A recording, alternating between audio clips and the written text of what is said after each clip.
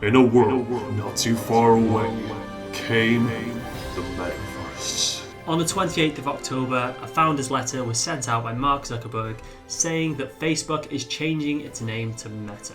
This left everybody in a panic, thinking they're no longer going to be able to log into Facebook and they're going to have to log into Meta. Well, that's not true. Facebook is only changing the name of its parent company. So you'll still log into Facebook, WhatsApp and Instagram, it will just be the parent company. Much like I'm sure most people won't be aware that Google is actually called Alphabet. So what actually is Meta and what is the Metaverse? Well, today I'm going to combine my geeky gaming background with my love of finance and talk about how I think this could be a huge opportunity, because I think people are going to be making millions in this space. Meta comes from the Greek word meaning beyond. So the idea is sort of beyond life as we know it. The Metaverse is aiming to be the next stage of social connection. Facebook's vision is to help bring the Metaverse to life, so they're changing the company's name to reflect this commitment. So is this some kind of revolutionary idea that Facebook have thought of? Well, actually, no. The idea of a metaverse originally came from a book called Snow Crash by Neil Stephenson. In the book, the protagonist is thrown into a digital world where anything is possible and everyone interacts through these digital avatars. Now, most people will be more familiar with the film Ready Player One, which in fact is also a really good book, where we see this kind of dystopian society where everybody's attached to their VR headsets and they're all lost in this world where they can be anybody and do anything they want. So the idea is people will dive into this digital world which will change the way we interact with people on a daily basis. Now, whether this is the most healthy thing, I don't know, but it could be really interesting. You can dive into this digital reality, be who you want, and do anything you want to. You can be an astronaut, you can be an ancient Egyptian, you can travel through time. The possibilities are really endless. Now we see Facebook's purchase of Oculus for $2 billion.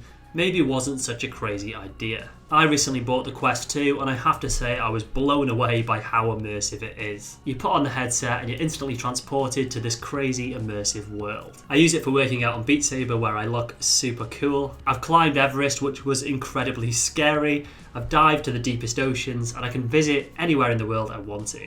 And there's a really fantastic app where you can go in, create your own avatar and you can talk to people around the world. Being immersed in this experience where you can chat to different avatars is truly mind-blowing. And this is only the early stages. So how do you take advantage of this and how can you make money? Now, the first way is NFTs. Now, I have to admit, when NFTs first came around, I was really skeptical. And being from a graphic design background, I thought, well, surely it's just copyright. And for those of you who don't know, an NFT is kind of a digital copyright, and you can own a particular asset, be it a character, an avatar, a piece of video, essentially anything. And people are selling the rights to all sorts of different things. Some are a lot more crazy than others. But let's talk about why this could be really popular. So going back over 15 years now there was games that sprouted up like Habbo Hotel, and this was a digital world where people would buy things to store in their house. You could buy things like thrones, tables, and decorate your house, invite your friends in to see. And this was 15 years ago, so I am saying this isn't a completely new concept. And over the years, there's been plenty of games where you can buy things for decoration in your house, and a lot of games and online worlds have adapted the model being completely free to play and free to use, but then they add a kind of outfit for your character, which is maybe $10, but they then sell that to maybe 100,000 or 1 million users. So just doing the numbers, you can see how much money is involved. And this is where I think NFTs could really come into play. What if the metaverse or this online world created a place to store all of your digital NFTs? So all of these pieces of art, all of these videos, and all of these things you collated. And typically with a lot of NFTs,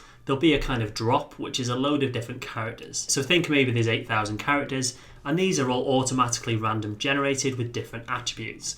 One might have a crown, one might have spiky hair, one might wear glasses, and some of these attributes are much rarer than others, and that gives them a much higher value. So imagine if you take these 8,000 avatars and then load them into a digital world, everybody can become their own avatar. And seeing how this has worked so well in gaming, I can see exactly the same thing happening here. Combining gaming with customizable characters is a fantastic way for companies to gather as much money as possible. Now, I think NFTs will be fantastic for artists, which is really great because a lot of these artists were earning nothing before and now they're making a fortune. Not jealous that I can't make these at all. But there's going to be a lot of people buying, selling and trading these NFTs. So if you're not familiar with them, now might be the time to do some research, get clued up on NFTs and start learning about them first. If you join these discords, you can really get ahead of the curve and see which drops are happening when, figure out what games are going to be popular, and you can buy and flip them really easily. The second way you can profit from this is going to be cryptocurrency. People are going to be spending money in these games, and it's more likely than not going to be cryptocurrency. It'll be Ethereum, Bitcoin, or something along those lines. Facebook wanted to start its own cryptocurrency called Libra, and then came the regulators, which is not what DeFi wants. And we all know how much regulation Facebook is under now due to its sheer size. Are you willing to change your business model in the interest of protecting individual privacy? Congresswoman, I'm not sure what that means. It lost major backers due to its plans from the likes of Visa and MasterCard. They pulled out from the project, which forced Facebook to instead opt for stablecoins, which are at a 1-to-1 ratio for normal currency. So for example, one of their coins will always equal $1, which will save the price from fluctuating so much and creating a load of panic. From what we can see, the one they're going to use is going to be called Dime, but there's no telling that won't change in the coming months. So there's probably not going to be an awful lot of money to be made directly from Facebook's crypto, because the price of it isn't going to go up over time. But there's a lot of coins and tokens out there with an awful lot of potential. You only have to look at CoinGecko to see how many coins there are related to the metaverse. And these are all coins and tokens from different projects in the space. The token called Mana from a company called Decentraland has shot up by 400%. And you can just see how crazy these returns are. The top one is already at an 8.5 billion market cap. And this is why it's so important. Paying attention to these projects, getting in early enough and jumping on the bandwagon before it shoots up 400%, you can make an awful lot of money. I'm thinking about doing a video covering the top coins in the metaverse and which ones could 10x in the next year.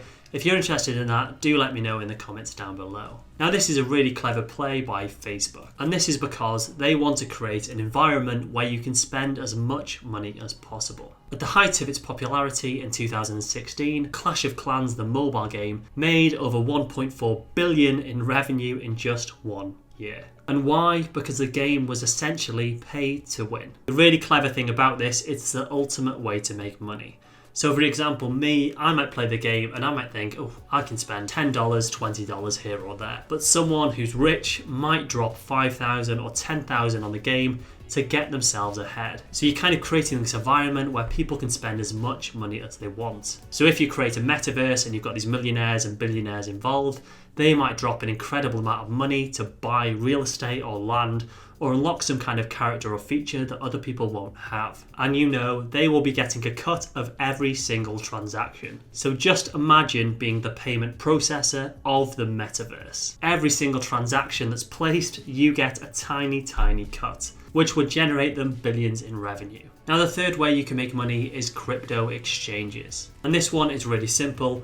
If people are going to need to buy these cryptocurrencies for the game, they're going to need to buy it on some kind of platform. So some of the ones you're going to want to look out for are PancakeSwap, which is cake, Uniswap, which is Uni, and there's Binance Coin, which is BNB. If you can buy and sell a cryptocurrency on these platforms, the price is going to soar. Now number 4 is Metaverse stocks and ETFs. So there's a number of companies that would play a huge role in the Metaverse. Companies such as Microsoft, Roblox, and Amazon, and also Disney and Nvidia, just to name a few. A company called Matterport shot up over 20% on Friday just because people are speculating they will be Facebook's partner in the Metaverse. And they provide digital services. Basically, they're a camera that creates a kind of 3D model of any kind of space. So I could scan the room I'm in, I could upload it to the Metaverse, and then my friends could join me in the space and we could start a game, a conversation, anything that you could imagine. Of course, this is just speculation, but if it was true, Matterport stock could go through the roof. And you've also got ETFs springing up, like the Roundhill Ball Meta ETF,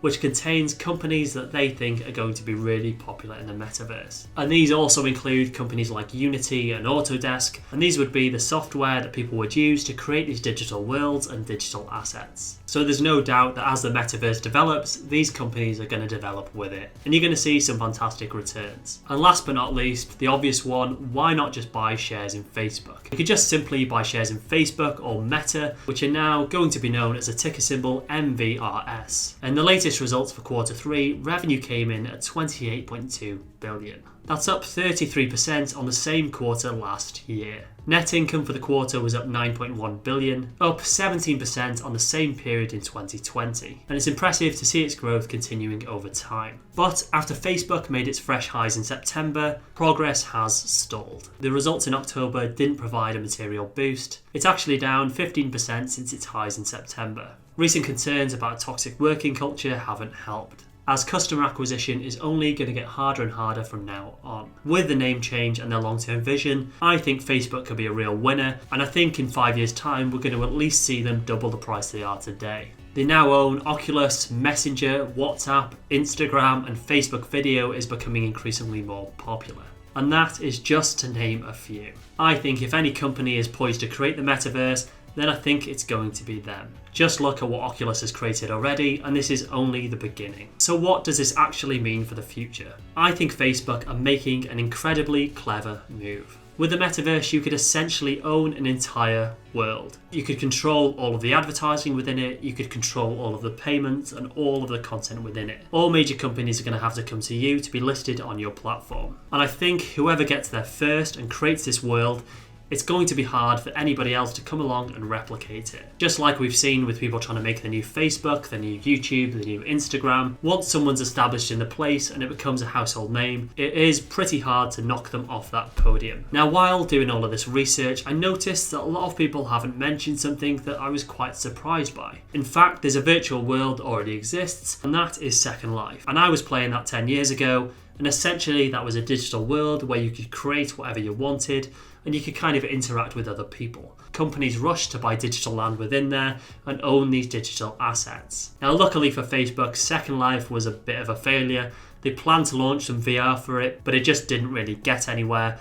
And Second Life, actually, if you were to log on to it today, there's some very weird characters. I think Second Life attracted an awful lot of weirdos, and I know it definitely had issues with things like bestiality and paedophilia, so these kind of games definitely come with their issues. The makers of Second Life were nowhere near the scale of what Facebook are, and they never had the resources to create something as big. Now, there is something we have to mention with this. As fantastic as the Oculus is, it's still kind of a hassle to put the headset on, and it feels like effort. People are very used to the way they interact with things.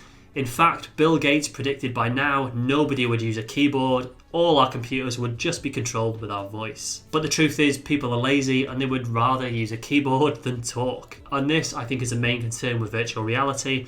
There's a lot of challenges, things like you need to be able to feel weight when you're inside there. You need to find a better way to move. And really, you need a way to be in there without the headset. You at least need something a lot smaller so you can press a button and be teleported into this world. Once it does that, which I have no doubt we will get to that point, it's just a case of when and where. But I have no doubt that this is the future and it's something we should all be paying attention to. There's loads of opportunities to make money, so we should all have some piece of the pie. So what do you think of this virtual reality? Will we all be sitting in a room together one day? Maybe some of you are sitting on your virtual couch now watching this YouTube video together, and make sure you press that like button and that subscribe button. Thank you guys for watching. I'm off to sit by this gorgeous lake and do some lovely fishing.